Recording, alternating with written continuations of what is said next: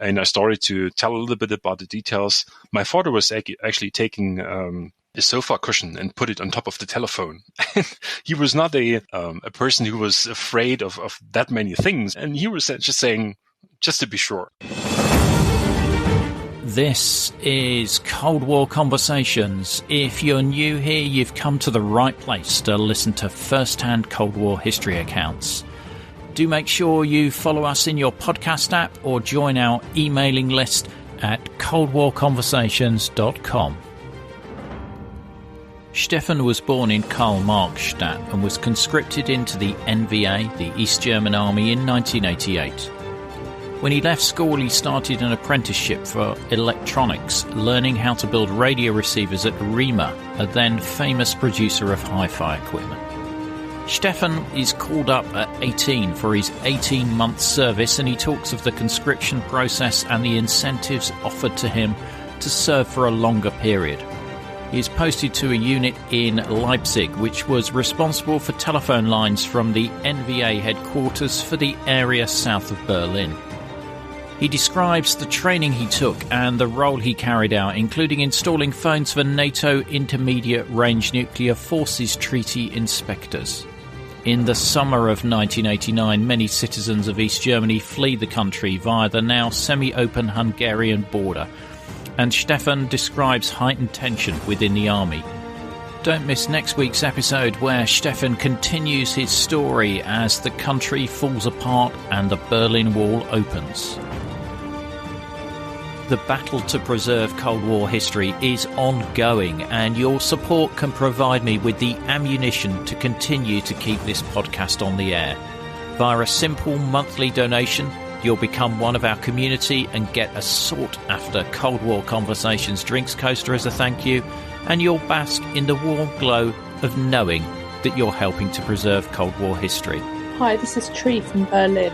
I believe it's so important and interesting to hear these stories from that period, good and bad. Books will tell you so much, but the real-life stories from people who were there make it so real. If a monthly contribution is not your cup of tea, we also welcome one-off donations via coldwarconversations.com/donate. I'm delighted to welcome Steffen to our Cold War conversation. I was born in 1970 in Karl Marx Stadt, which is now called Chemnitz, but during the years it was Karl Marx Stadt after the famous philosopher. And I grew up having a probably typical East German childhood. I was the only child of my two parents, and they were doing regular jobs, so nothing fancy there. It's just you and your parents in the family, yeah? Exactly, yeah. What job did they have in East Germany? So my father is a mathematician, or he worked in some institute not too closely affiliated with the state. And my mom was actually also in a production company. She did some secretary services and some calculations on the energy sector, stuff like that. Regular office jobs.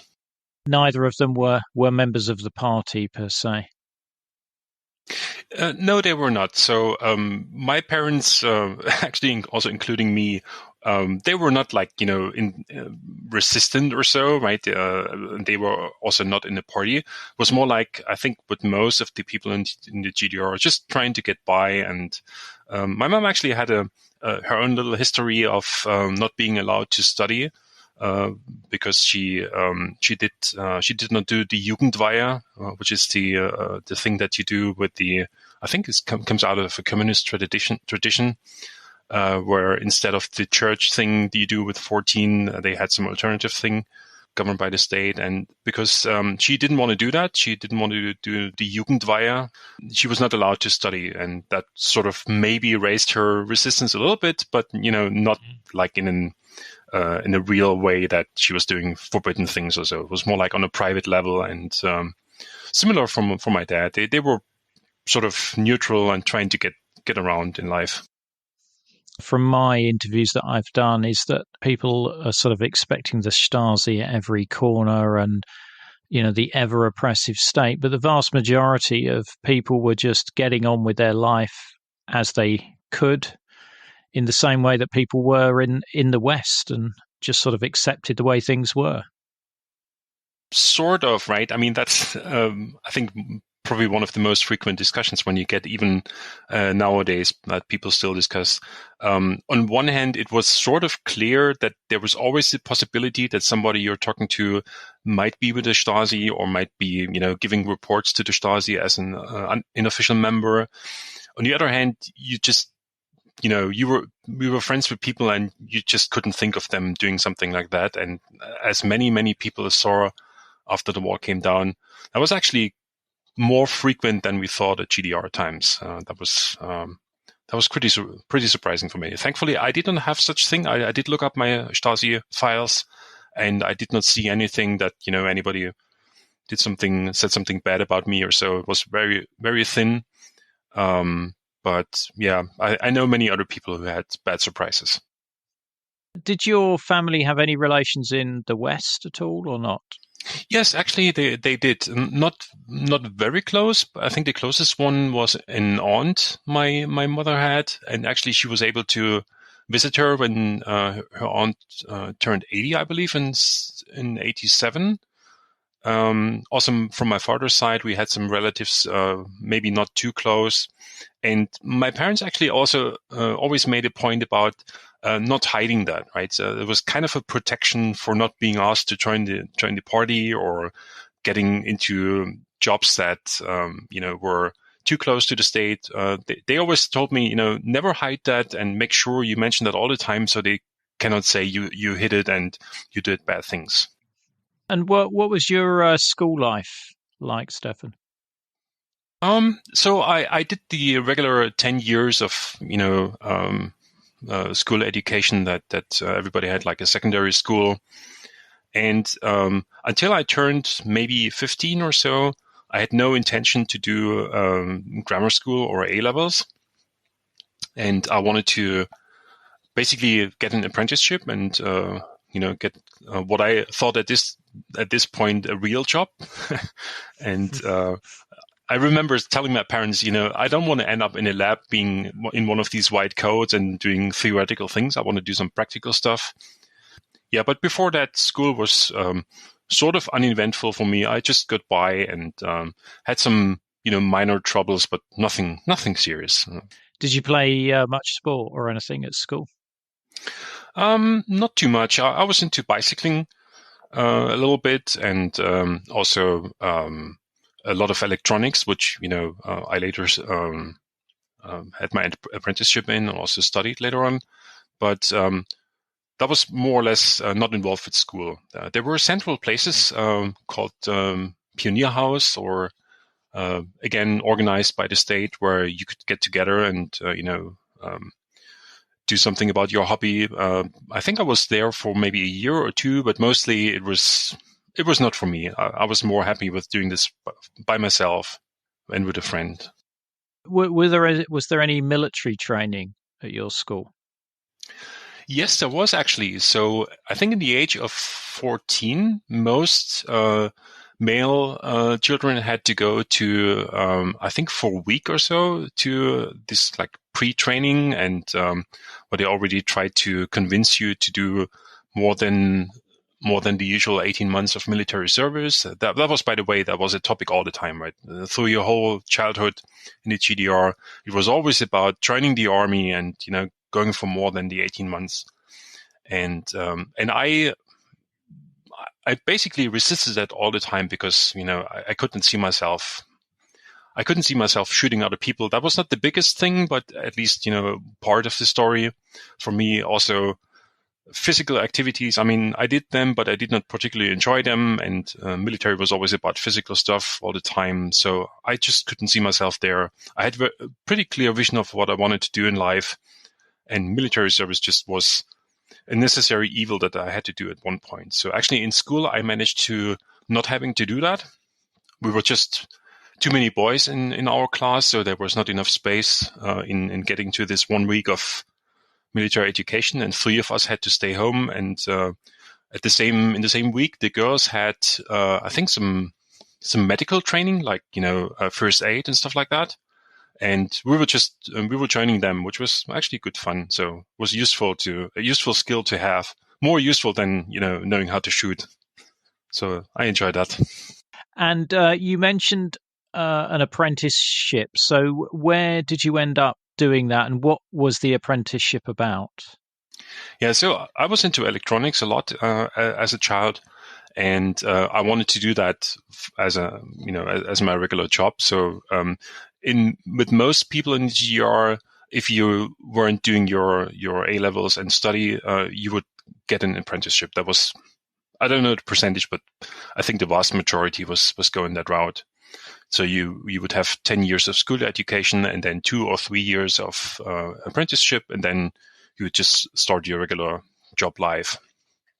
And for me, there weren't too many companies around us offering apprenticeships for what I wanted to do. And my marks in school were not that great. So I was between 2 and 3 all the time, and which was, 1 the best and 5 the worst. And so these apprenticeships for electronics and, radio mechanic and all that kind of stuff, they were sought after a lot. So I did not see myself having high chances. So when I was looking around, there were basically 2 places that were sort of indicating before that when I visited them together with my dad. They were saying, yeah, we could see you here. There are others with better marks, but, maybe it works out. So you had to put in some papers. And so I applied actually at 2 places. And the second place, which was my favorite, was Rema Stolberg. That's actually, I would say, in the GDR, pretty famous producer of radios, radio receivers. And they didn't take me, right? They said, we found somebody who has some worse marks than you, but is willing to do 25 years of military service, so we can fulfill our quota. And sorry, not for you. So I was going back to that other place, and they were actually saying, you can get in, right? So I was in that other place, and funny enough, they didn't do the education themselves, so they sent me to that other place, to Rema Stolberg. They had wide eyes when they saw me on day 1. Before that they said, you can't come, and then I was going in through that other company, sending me over there for my apprenticeship. So I ended up in the place where I wanted to go, but with some detour, so to say. Raymar were making hi-fi equipment Yes. as well, weren't they? True, yeah. So was it a very popular brand in East Germany for electronics, radios and hi-fi? It's hard for me to say, absolutely, because many products in the GDR were always rare, right? Not because of their quality, because everything was, maybe except cabbage, everything was rare, right? And but I think, from learning a little bit about them, and also from what I heard from friends also, do you get access to some of these radios? Can you buy one for me and such? The image these radios had, especially maybe in the 60s and 70s, were very, very good. So people were liking them a lot. And I had this funny story. As part of my apprenticeship, you had to basically rotate a couple of basically places for doing different things in that company. So part of that was, I think, maybe 6 weeks or even 2 months of being in the research and development department. And until that, I had seen other parts of that company and doing some work on the production line and other places. And there was this one radio everybody was speaking the highest of, this is like the best of what we can do. And everybody was proud of that thing. And when I came to that research department, you had your regular coffee conversations with people. And I was talking to 2 of the engineers over there. And I was saying, I'm so in love with this particular radio, and such a good thing. And the quality is so good. And they were just looking at me saying, that's a design of the Western company Grundig from 1972, right? So that was 15 years old. That was the highest and the best that the GDR could produce, and that's 15 years after what West Germany was producing. So that was quite devastating for me at this time. So were they copying West German designs? That's hard to say for me. I have no definitive information about this. I would suspect so because there was many, like transistors and chips and such were being copied. At the same time, there was also quite some engineering going on that clearly was not copied, and also basically general ingenuity of people. So maybe parts of that, but I can't really tell for sure. At what age do you get called up into the East German Army? Between 18, which was like the earliest they could call you, and I think 25 was the latest they could call you. So there were very rare cases of people becoming 26 and not having been called before that, and you were basically free then. And actually, that was one of the main fears I had when planning my my job. Then after the apprenticeship, I was thinking, what do I do after exiting the apprenticeship, and what would my life look like? And actually, during the apprenticeship, I developed some more appreciation for what before that I called being in the lab in a white coat, and I didn't want to do that. Actually, I found out that the more interesting jobs, at least more interesting to me, were actually those exclusively of people who went to study. So I developed that idea. Maybe that's for me. And then I found out that the GDR had this sort of, it was not a written down rule, but practically it was like that. You were basically not allowed to study before actually serving the army. I think it was kind of an unwritten rule. So I was actually fearing, while still being an apprentice, I was fearing, it could be that I'm 25 and they would call me for 18 months. So when I'm exiting, I'm 27, and starting studies at 27 was like, that looked too late for me. I was unsure about that thing, and I was offered an escape then that I actually took. So what age were you when you got your notice? I think shortly before my 18th birthday. And that was pretty normal. You would get this call to where to go and such. And I was getting this invitation for muster in somewhere in spring in '88, and that was around the time when I had made up my mind that I actually want to study. There was this like commission of people. I sort of knew from other people how this is going to go. Right, there's the medical part where they sort of inspect you and test you and all of that. And then there was the final part, which was like the final attempt to convince you of doing more than your 18 months. What incentives did they give you to convince you to do more than 18 months?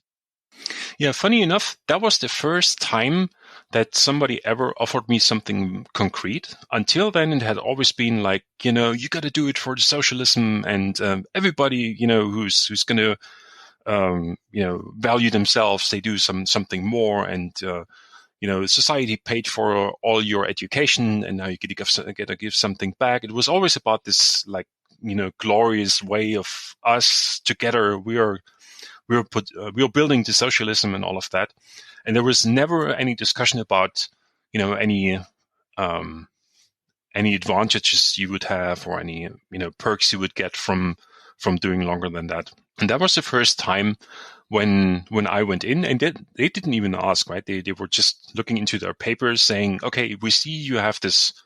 You're close to finalizing your apprenticeship. This is a sort of thing.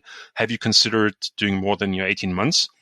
And I said, yeah, consider it, but it's not really for me, and I have plans. Maybe that was my mistake to say that I wanted to study. And that's when one of these people, I can't remember, one of the three maybe or so, basically said like, oh, you want to study, so, how are you going to do that? Because, it could be a long time until you get to serve the army, and then you can study. And I was saying, yeah, not sure, that's a problem.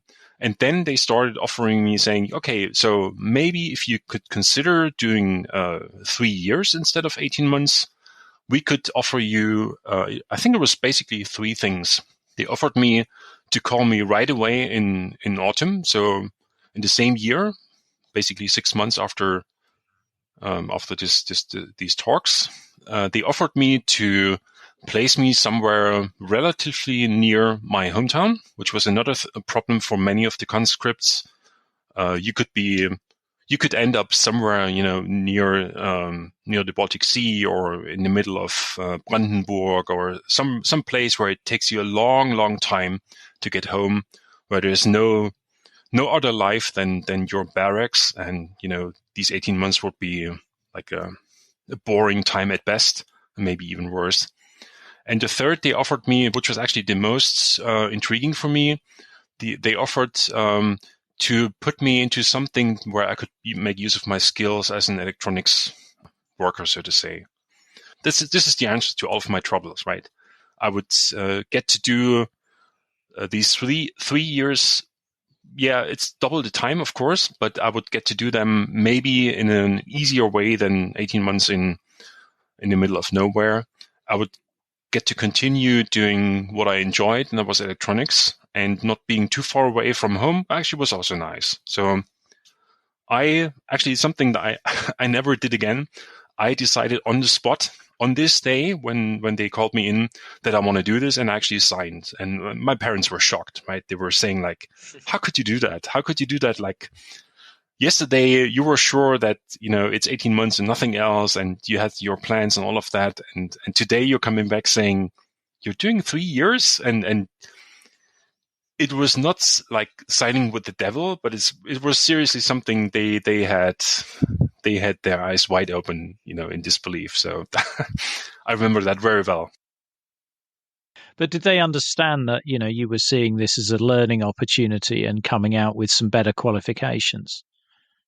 I think after discussing it and, explaining them my reasoning and all of that, they understood.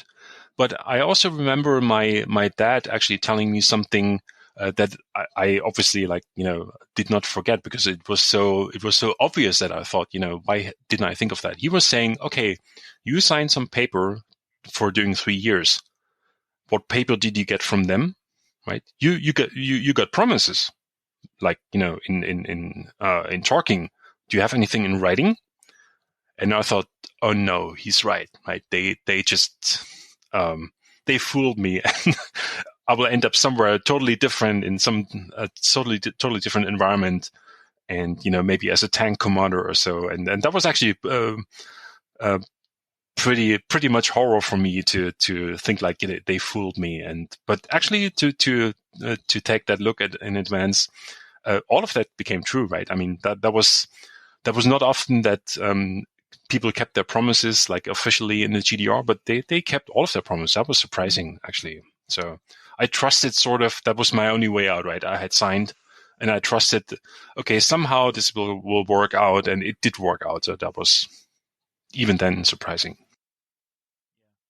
So did you still have to do the same training that every NVA soldier did, or did this role mean that you could skip that? I think for me it was quite different for many reasons. So no, I did not have to do all of the training. The regular career path for what I was called in for, like doing 3 years, you were considered a non-commissioned officer, for a limited time, and usually everybody had to go through 6 months of pretty harsh training, where you had like all of the physical things, and you also had to, your whatever you're specializing in. Like for me, it would have been electronics, and for others, it would have been, I don't know, how to drive a tank or whatever else. And but there were two things that helped me here. First of all, in this year, in 88, they made a change in the calendar when they were calling in the conscripts. They changed it to September and March. And so I think in 89 was the last time they called in people in March. And the good thing for me was, it seems like nobody was prepared for that, right? They were all, the place I ended up in, they were all so scheduled for November and May. Getting these few people in September was apparently a big surprise, and they didn't plan a lot for us. So I had to do a 6-week basic education, I was told later pretty relaxed. So I think I did the obstacle course maybe once or twice, and I never had to stand guard and all of the regular stuff. I just didn't have to do it because of schedule things, and then of course also because of the role they had planned for me as to be in what I had to do there. But you still had basic weapons training, I'm presuming. Yes, we had that, but I tried to count at one point. It must have been less than 20 or so shots I ever fired in my life. So ammunition was always short, and nobody was eager to do more than necessary. And for me, it was after the basic training. I think I did once or twice again a repetition of that, but that was it. So it wasn't a big deal. And what were your fellow comrades' backgrounds in the unit? Where had they come from? So it was basically a signal battalion, and that signal battalion was associated to the sort of high command for everything south of Berlin. So we were maintaining the phone lines and the phone system and telegraphs and all of that. That battalion was sort of split into half people working in the open and half people working in encryption services.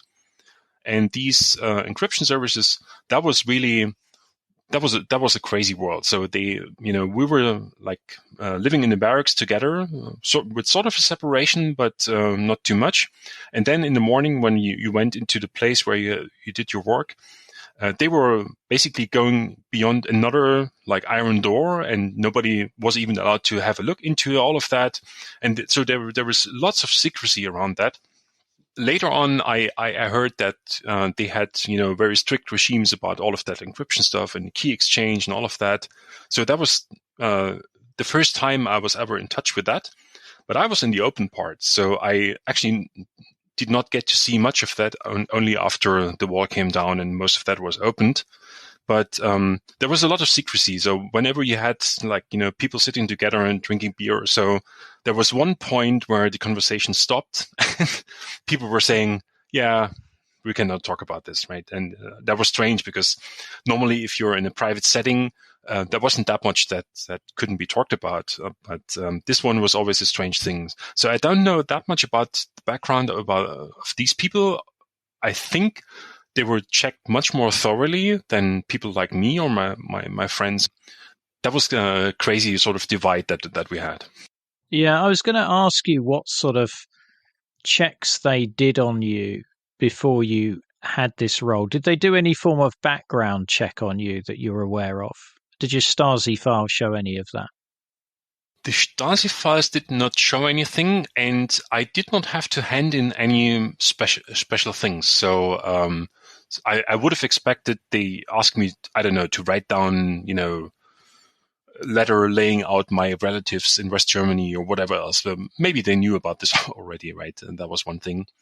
But the only two things that were kind of strange and happening was a couple of weeks after I had signed up for the 3 years of service, my parents, who like most of the people in the GDR, had an application out for getting a telephone, which was not a normal thing, right? You just couldn't just get a telephone in the GDR. Maybe, I don't know, 1 in 20 people or 1 in 50 or so had a phone at home. But everybody had an application in because, sometimes maybe you get one. And then suddenly, a couple of weeks after I had signed up, my parents were getting this phone, and we were like, what is that? And I didn't make the connection back then. My parents, they told me later they made that connection. I never saw anything that would confirm that this was the reason, but that was the first thing I saw, maybe there's a relation here. And I remember even when I think it was the first time, it was still GDR time, when I came back from the army for vacation, and I started to tell a little bit about the details. My father was actually taking a sofa cushion and put it on top of the telephone. He was not a person who was afraid of that many things. But at this point, I was looking at him, what are you doing? And he was just saying, just to be sure. An interesting connection there. It makes you wonder whether they perhaps wanted to have some way of listening in on your calls just to see what contacts there were going on with the West? I don't know. It's an interesting one. It's probably something we'll never know, right? Because, like you said, the Stasi file, I looked this up, and either it was destroyed, but I'm sure I wasn't important enough that somebody was actively trying to destroy anything about me in '89.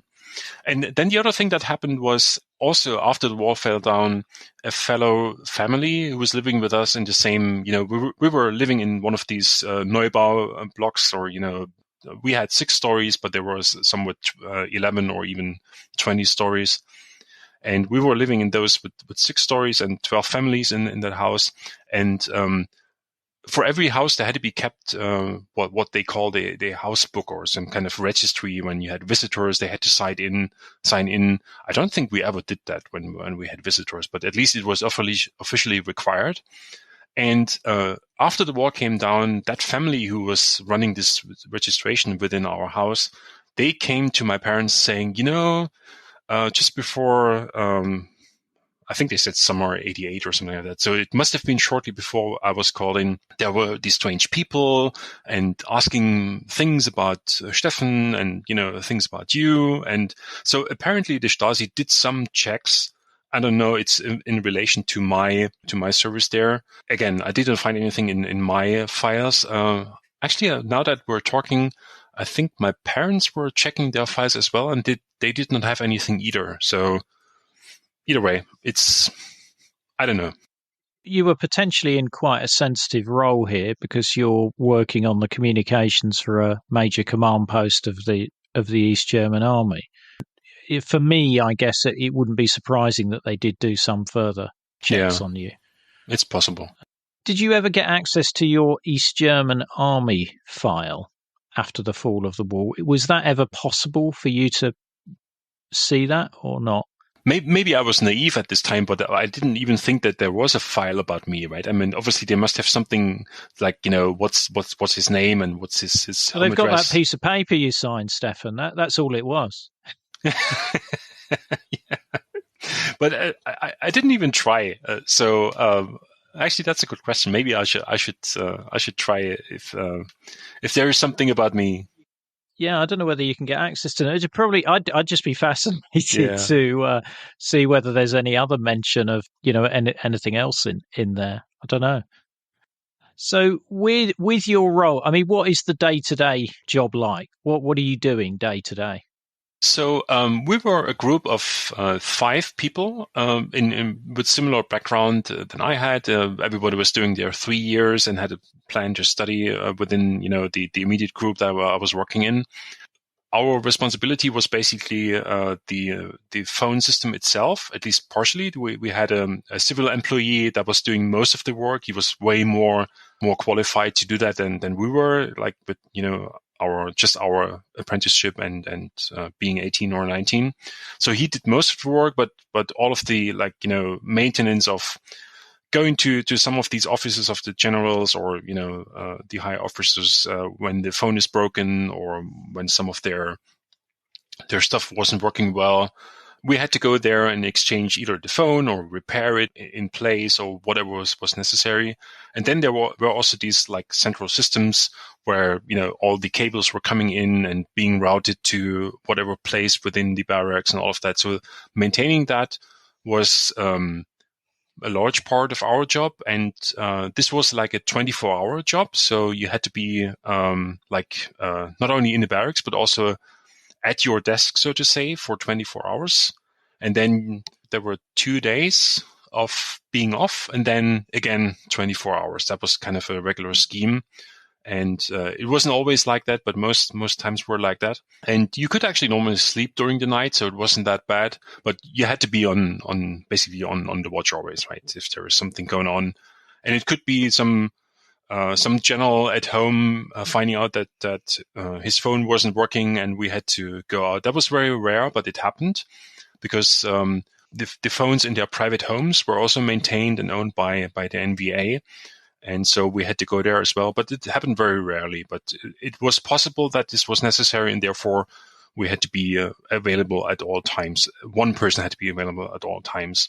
And that was basically divided between the 5 of us. So there was somebody like me coming in, needed to be onboarded and educated and all of that. And somebody who were always on the way out because they were close to their 3 years and making sure they leave all of the knowledge there. So that was kind of what was split between the 5 of us. I seem to remember reading somewhere that some of the East German phone system was still the same infrastructure from sort of like the Nazi era. I mean, was it an old infrastructure in East Germany? Actually, 2 friends of mine, I'm still friends with 2 of the 5 people. Both of them were doing their apprenticeship with Deutsche Post, which was the kind of service provider of a phone and letter services and all of that. And they have a much better picture. And what they told me, and what seems to be in line with what I also read at these times, is that most of the public infrastructure, like what Deutsche Post had, was indeed very, very old. Mostly mechanical stuff that you had some relays and stuff that was really, like maybe not World War II, but not much newer. But the funny thing was that the NVA had pretty modern stuff for GDR standards. So, for instance, the phone exchange that we were running, it was, you would laugh nowadays, but it was from the 60s, so it was only 20 years old when I came there. So that was relatively young. And then we also had some of the systems for basically multiplying or multiplexing phone calls onto regular lines like PCM and other stuff.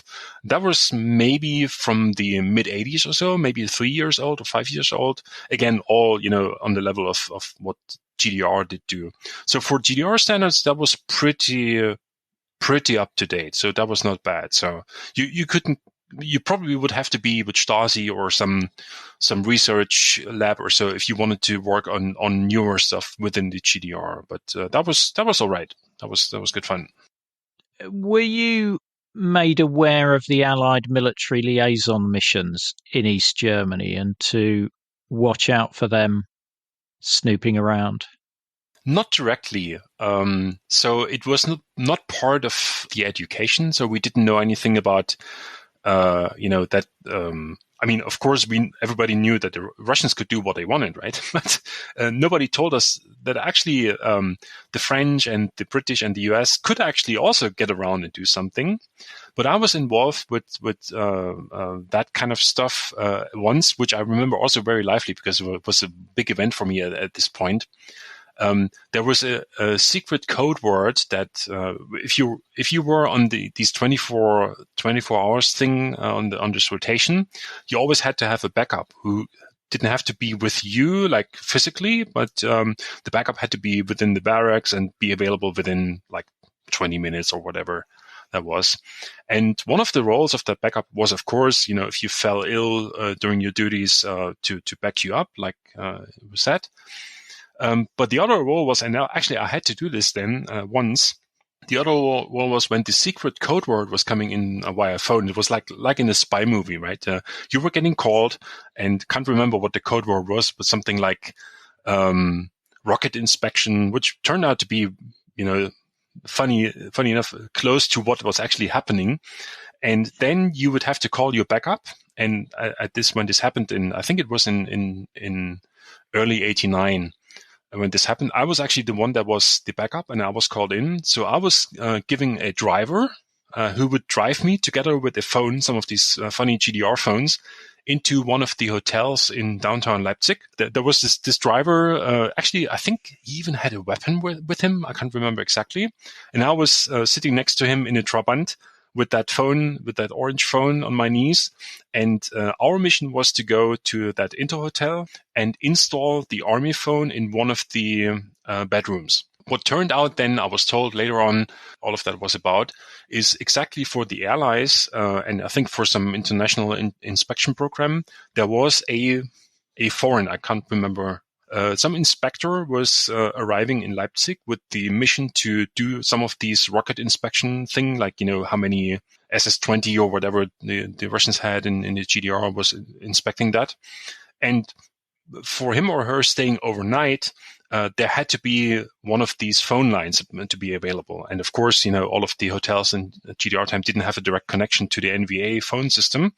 And the purpose of me was actually going there, installing that phone, testing it and making sure it works, and then of course get out again. And that was a funny thing. So first you get to leave the barracks, which was not something you could do every day. And then the second one was like, it was awkward walking into this fancy hotel with, beautiful people all around you, and you would be there in your army dress and with this crazy phone under my arms and getting into these rooms. And that, like I said, it was like a spy movie, right?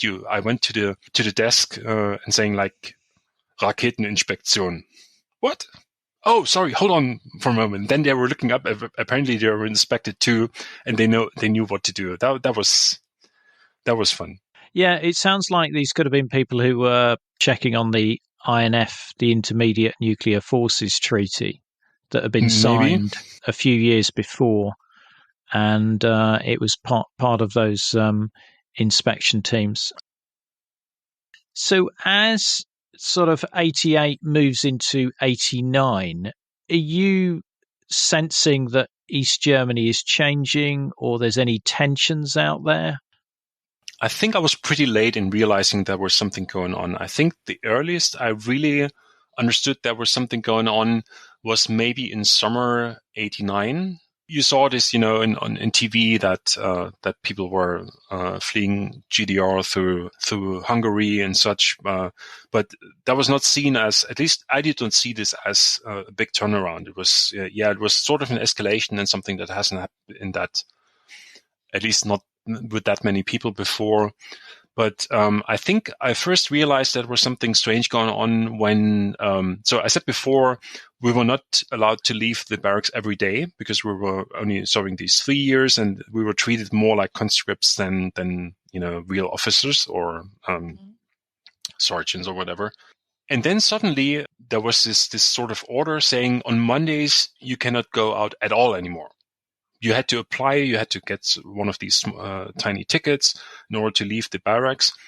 And there was this order saying, no, on Monday it's not possible anymore. And okay, why that? I didn't understand it. And then somebody was telling me, yes, of course, it's because of demonstrations. And I said, what? And then I started looking a little bit closer and, talking to others. And it turned out, there was what then turned into these Monday demonstrations in Leipzig.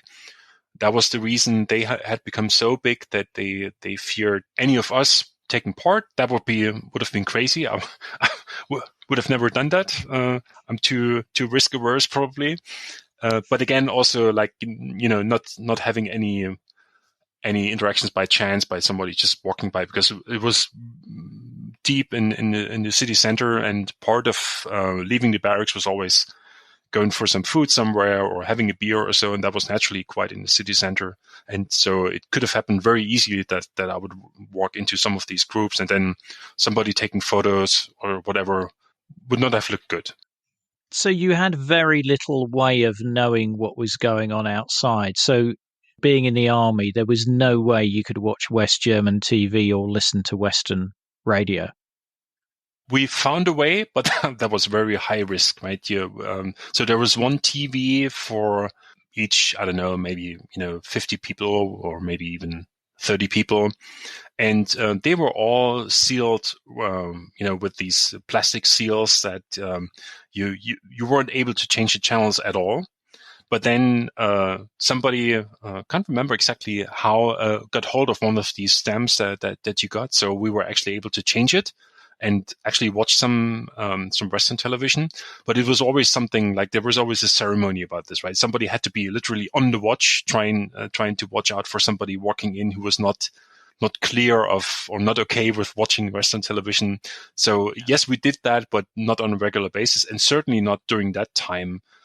because you could see the tension arising also within the NVA. Like all of the officers, most of them were pretty close to the state. I think it was basically not possible to get the next rank without being in the party, and I think that was pretty soon that maybe you could get promoted once or twice, and then after that it wasn't possible to get promoted without being in the party. So most of them were like, we kept on saying these are the red people, or they have red ears, or whatever the slang was, and you could see the tension arising among them as well. I can't remember exactly whether we did not or did do this, but it was certainly not something like you did every night, like at home, right? I mean, my parents and me, we were watching almost exclusively West German television because the East German stuff was just unbearable. So, but we couldn't do that while in the barracks. I'm intrigued to know what you chose to watch in the barracks. There was just two possibilities. There was GDR1 and GDR2. But what about the Western, when you had somebody, on watch to make sure you weren't interrupted? What Western TV did you choose to watch then? I don't remember us watching as any of the, RTL or Sat.1 or whatever private companies were arising then. So it must have been the first and the second program, like ARD and ZDF. Pretty sure that it was one of the two of them. So were you watching like TV serials like Dallas? I think the only thing I remember pretty lively is that we were watching the news, of course, for obvious reasons. But I was never much into movies, so I'm not sure if I would have even stayed instead of, I don't know, reading a book or doing some of my hobby stuff or so. I was into photography at this time, and I was even allowed to bring a camera into the barracks, but all sealed, and then I have to give them into somebody else watching for it, and then when I left, I could take it with me and all of that. It was okay for spending your time, but I can't remember watching like movies or so. Maybe, and surely others have done it, but it didn't.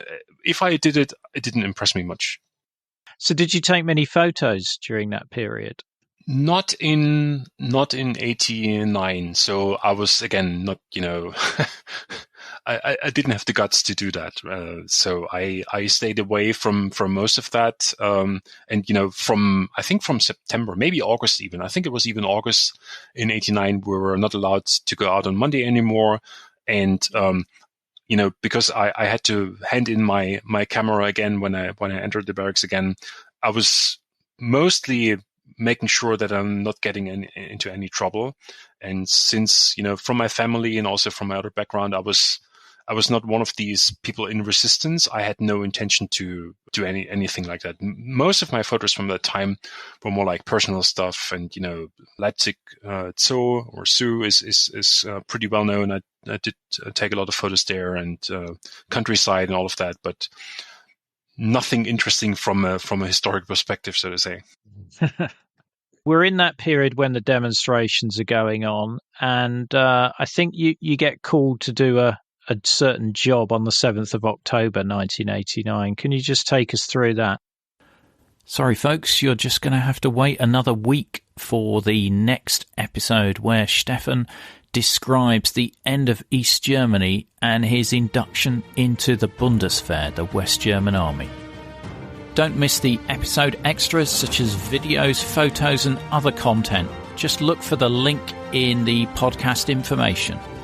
The podcast wouldn't exist without the generous support of our financial supporters, and I'd like to thank one and all of them for keeping the podcast on the road. If you'd like to help the project, just go to coldwarconversations.com/donate. The Cold War conversation continues in our Facebook discussion group. Just search for Cold War Conversations in Facebook.